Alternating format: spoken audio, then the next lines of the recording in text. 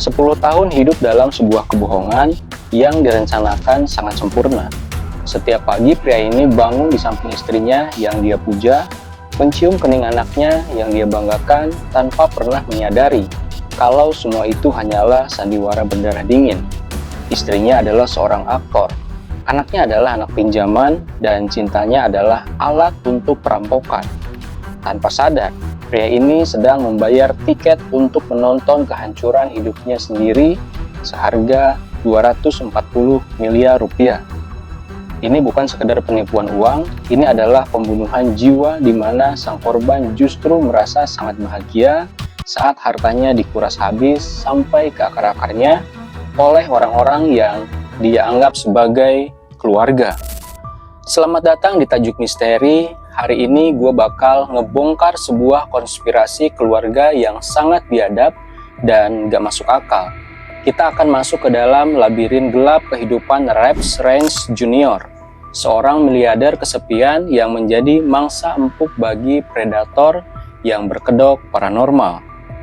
Siapkan diri kalian untuk mendengar kasus ini, karena apa yang bakal gue ceritain sekarang adalah bukti nyata kalau terkadang orang yang paling kita percaya adalah orang yang paling bersemangat melihat kita hancur secara perlahan.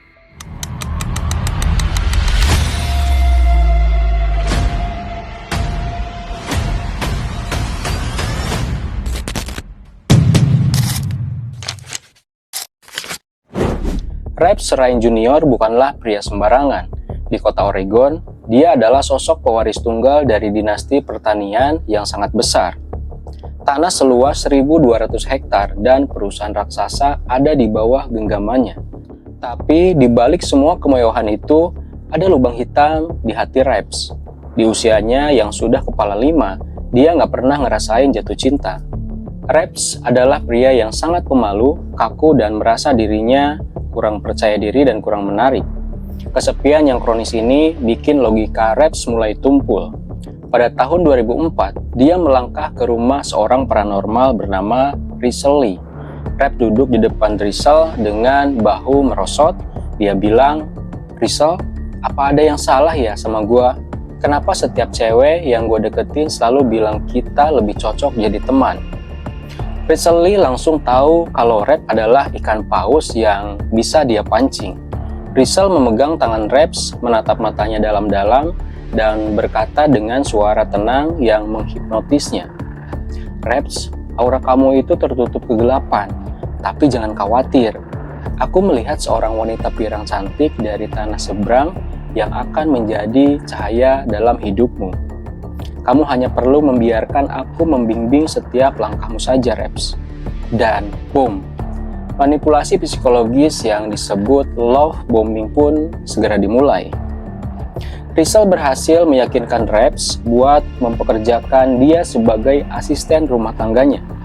Sampai akhirnya dia menjadi manajer keuangan pribadi Reps. Bayangkan, seorang paranormal sekarang memegang kendali atas penuh semua rekening bank milik Reps yang jumlahnya miliaran rupiah.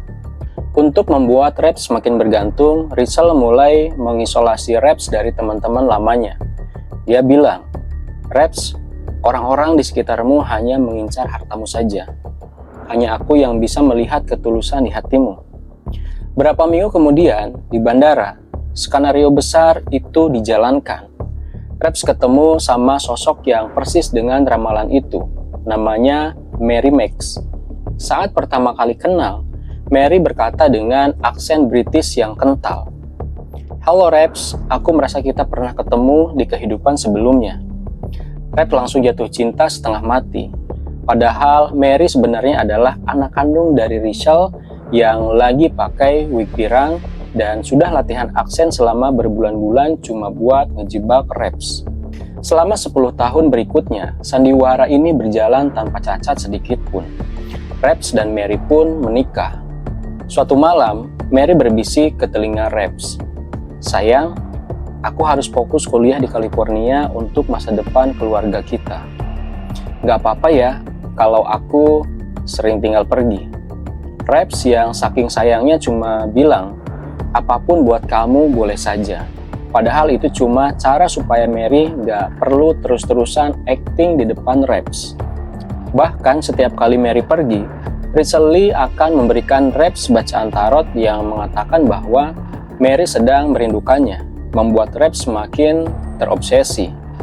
Yang paling gila adalah soal anak. Reps pengen punya pewaris, dan Rachel Lee mengatur skenario bayi tabung yang sangat rumit. Mary pura-pura hamil dengan memakai ganjalan perut setiap kali mereka bertemu. Suatu hari, Mary pulang bawa bayi laki-laki yang diberi nama Giorgio Armani. Reps menangis bahagia sambil menggendong bayi itu. Dia bilang, akhirnya aku punya alasan untuk hidup. Dia nggak tahu kalau bayi itu sebenarnya adalah anak dari kerabat Rachel yang dipinjam demi meyakinkan Reps kalau dia punya keluarga nyata. Reps bahkan membuat dana perwalian jutaan dolar atas nama bayi yang bukan darah dagingnya itu sendiri. Selama 1 dekade, Rachel Lee terus-terusan menguras uang Reps. Pernah suatu kali Rachel datang ke Reps dengan wajah panik dan bilang, Reps, perusahaan kamu terancam disita pemerintah karena pajak warisan yang belum dibayar. Aku butuh tanda tangan kamu buat dijual aset yang ini, yang tidak produktif katanya. Tanpa Reps sadar, setiap tanda tangan itu adalah cara Rachel buat mindahin aset ke kantong pribadinya. Reps bahkan dipaksa menjual lahan pertanian milik ayahnya seharga jutaan dolar. Tapi dia hanya diberi sedikit uang untuk biaya hidup sehari-hari. Sementara sisanya masuk ke rekening Rachel untuk membeli rumah mewah dan mobil mewah. Saat polisi akhirnya mencium adanya transaksi mencurigakan di tahun 2014 dan membongkar semuanya, mereka menemukan bukti bahwa Rachel Lee juga terlibat dalam kasus penipuan kartu kredit dan pencucian uang berskala besar. Di ruang interogasi, polisi pernah bilang, Reps, Mary itu bukan istri kamu. Dia anak dari peramal yang kamu angkat sebagai asisten pribadi, dan bayi itu bukan anak kamu. Reps cuma bisa terdiam lemas. Air matanya jatuh. Dia harus melihat kenyataan kalau setiap pelukan, setiap tawa, dan setiap kata cinta yang dia terima selama 1 dekade hanyalah naskah yang dibayar dengan seluruh harta kekayaannya. Bahkan diketahui, saat Reps bertanya di mana Mary sekarang, polisi harus memberitahu bahwa Mary sudah tinggal bersama pria lain dan sedang menertawakan kebodohannya. Penipuan ini berakhir di meja hijau. Tapi dampaknya bagi Reps nggak akan pernah hilang dari pikiran dan hatinya. Di pengadilan ada momen yang bikin semua orang terenyuh. Reps sempat menolak buat melepas cincin kawinnya.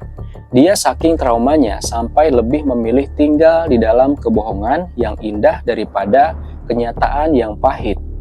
Dia sempat bilang di depan hakim, setidaknya saat itu saya merasa dicintai. Rachel Lee akhirnya divonis 9 tahun penjara dan anaknya, Mary, kena 2,5 tahun. Kasus ini benar-benar nunjukin ke kita semua kalau predator paling berbahaya gak selalu bawa senjata. Kadang mereka cuma bawa kata-kata manis dan ramalan palsu yang menusuk tepat di titik terlemah manusia, yaitu rasa ingin dicintai. Itulah kisah tragis Rep Raines Jr. yang hidup dalam halusinasi selama 1 dekade. Menurut kalian, apakah hukuman penjara buat Rachel dan Mary udah sebanding sama hancurnya hidup dan harta Reps yang dikuras habis? Atau jangan-jangan masih banyak peramal di luar sana yang lagi jalanin skenario yang serupa? Langsung aja tulis pendapat kalian di kolom komentar. Dan jangan lupa untuk klik like, subscribe channel Tajuk Misteri, dan nyalain lonceng notifikasinya supaya kalian gak ketinggalan kasus misterius lainnya yang bakal gua bawa setiap minggunya. Tetaplah tajam, tetaplah waspada, karena terkadang orang yang paling kalian sayangi adalah orang yang paling tahu cara menghancurkan kalian secara perlahan. Oke, gua pamit, sampai jumpa di video selanjutnya. Bye.